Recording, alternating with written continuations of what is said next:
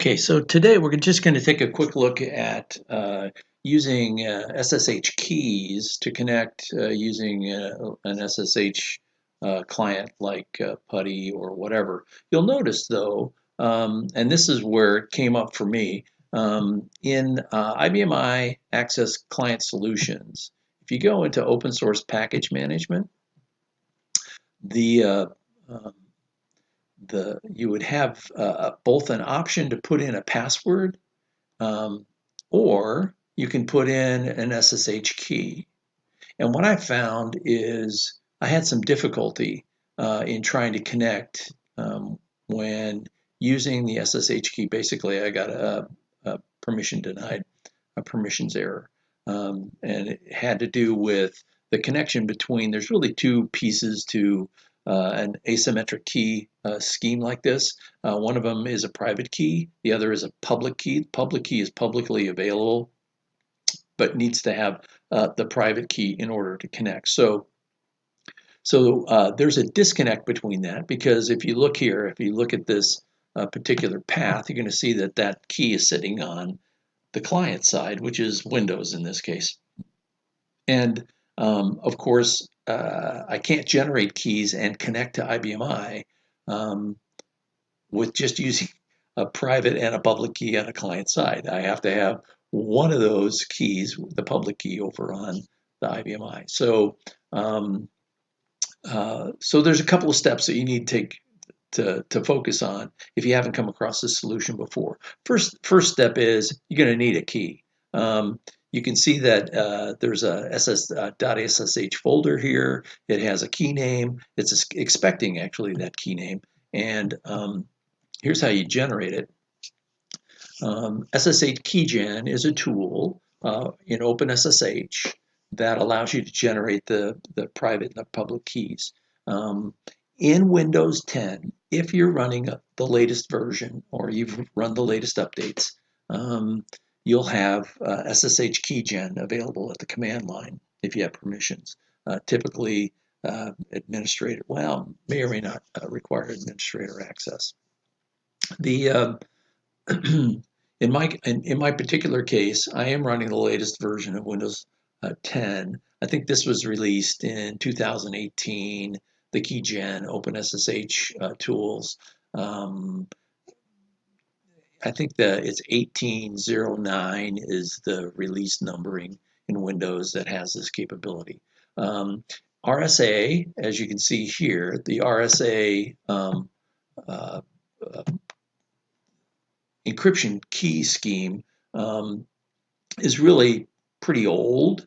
It's been around for a while, and therefore, because it's becoming easier and easier to crack these encryptions, it's always better to go to a larger key size. So that's why you're seeing this 4K key versus 512 or 256. So we just go ahead and generate the key with this command.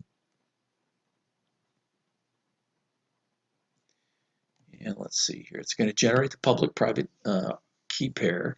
It's going to, by default, put it in my user folder under another folder called .ssh, and it's going to name the key the private key.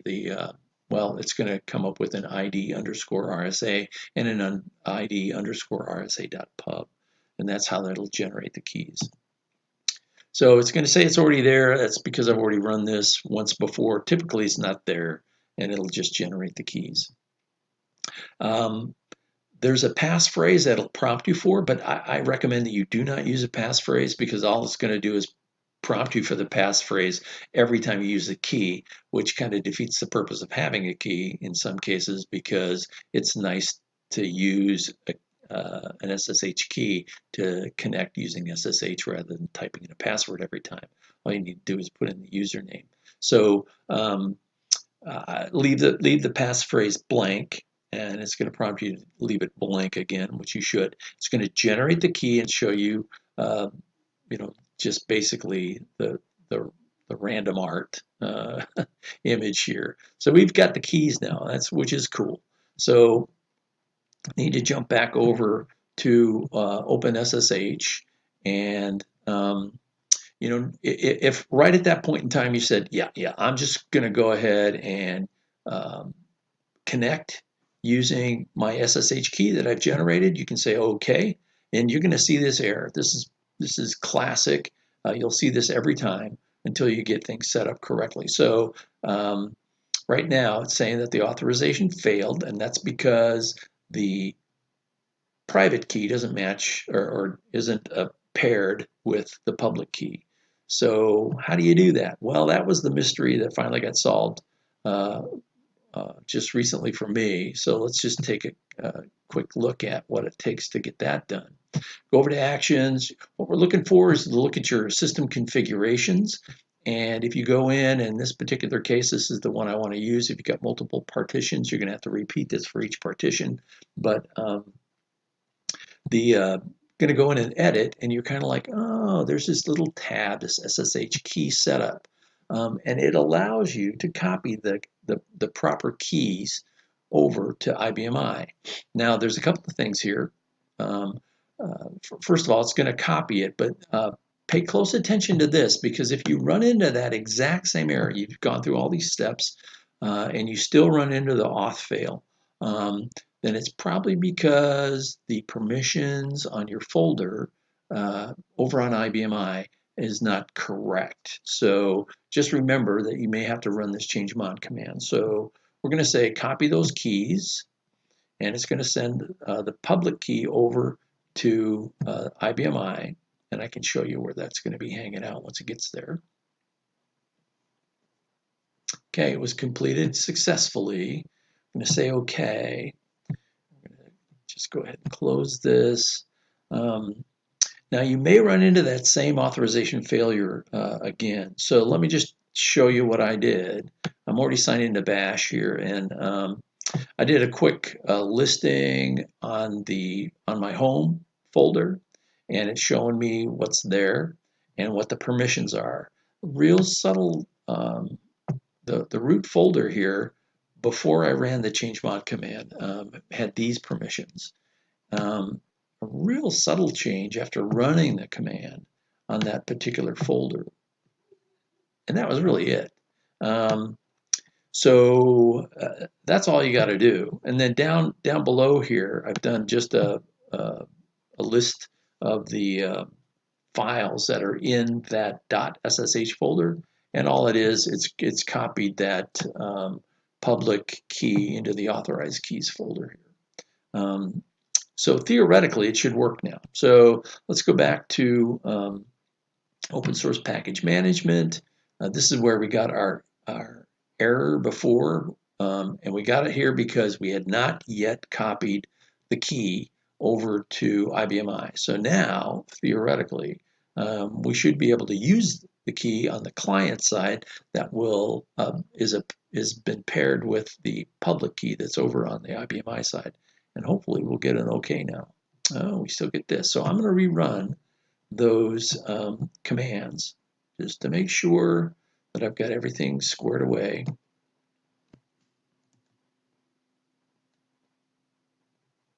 You know what? Let me just list those again. Okay, so that should be okay. And let's make sure that this guy's okay. And just looking at all of it, looks pretty good to me.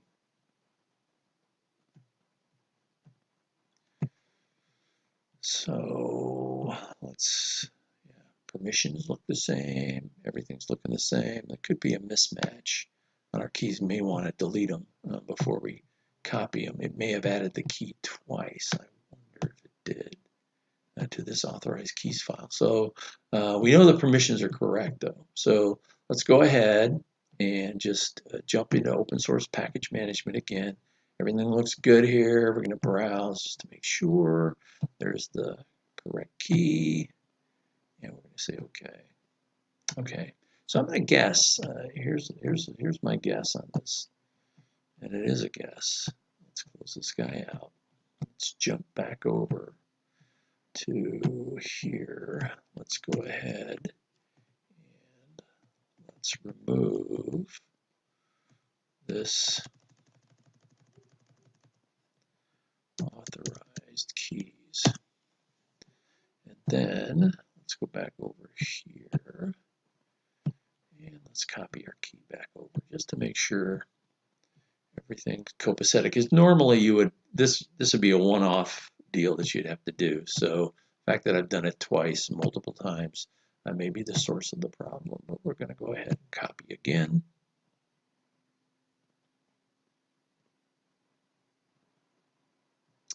Sending the key. All should be well. Close this guy down. Let's take another quick look at this folder. It now has authorized keys, and note the size is a little bit different. And maybe that was it. Don't know. Go ahead. Let's try it out.